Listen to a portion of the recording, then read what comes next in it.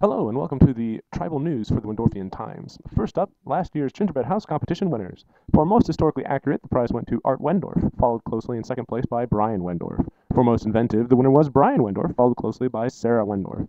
For most insane, the most coveted prize, the winners were Arthur and Jenny Wendorf, and the second place went to Ryan Wendorf. The winners received trophies along with $50 gift cards, and the second place winners received certificates along with $25 gift cards. Congratulations to all who entered and to all who won. The rules for this year will be a little bit different than those for last year. First of all, children under the age of 13 will be allowed to participate in a separate category. And then families and individuals ages 13 to 100 and whatever will be participating in a different category, but they cannot receive any assistance. Children may receive assistance. For the families and individual adults, there will be two different categories. There will be the diorama, which is a complex scene, or there is a single structure category. There will be 5 different prizes. The first prize will be a 1 grand chef, who is an overall winner of $100. 2 master chefs will also be receiving $50 each, 1 for the diorama and 1 for the single structure. And there will be 4 honorable mentions, but 2 in each of the 2 for diorama and 2 for single structure. There will be a single chef winner for the child, who will receive $15, and there will be a chef apprentice, who is also a child, who will receive $10. The 3 sons will ensure that the $325 will be offered. Anyone who wants to contribute so that there's more prize money is welcome to do so. Each competitor will be allowed to submit exactly 1 entry and will be allowed to win only 1 award. Each winner will receive a trophy in addition to their cash. The winner of the Grand Chef Award will not be allowed to win more than 1 year in a row.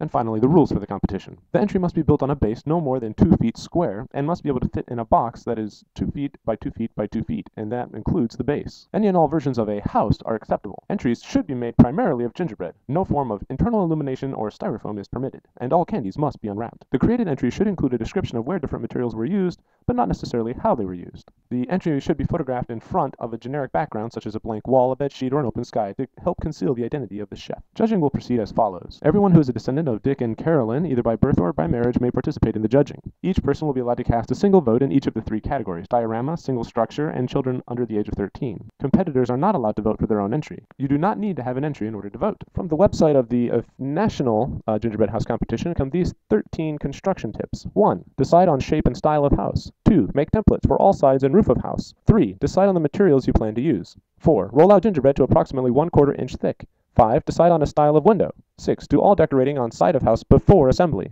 7. Make royal icing. Keep covered. 8. Assemble your house. You will need cans and little boxes to help support your house while the royal icing dries. 9. Decide on material for the roof. Keep weight in mind. 10. When sides and front are dry and sturdy, assemble the roof. 11. Cover with a little powdered sugar for a snowy look. Optional, of course. 12. Add Christmas trees or people, animals, little ponds, snowbanks, and if you're Wendorfian, tanks, machine guns, dead people, etc. 13. Have fun. Good luck to everyone.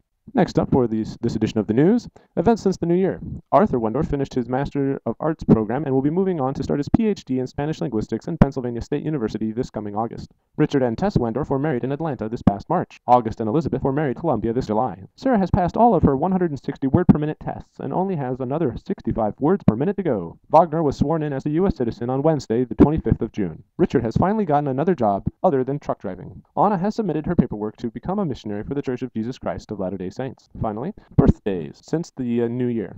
Brian turned 46. Brandon turned 2. Patty turned 44. William turned 3. Kelly turned 39. Connie turned 48. Jennifer turned 26. Anna turned 21. Elizabeth turned 24. Arthur turned 41. August turned 24. Arthur turned 27. Paige turned 9. Richard turned 49. Lyriel turned 1. And Carolyn was born. Lastly, an update on the color war. The teams stand as follows. Yellow team has 5 members: Sarah, Brian, Emma, Anna, and Christina.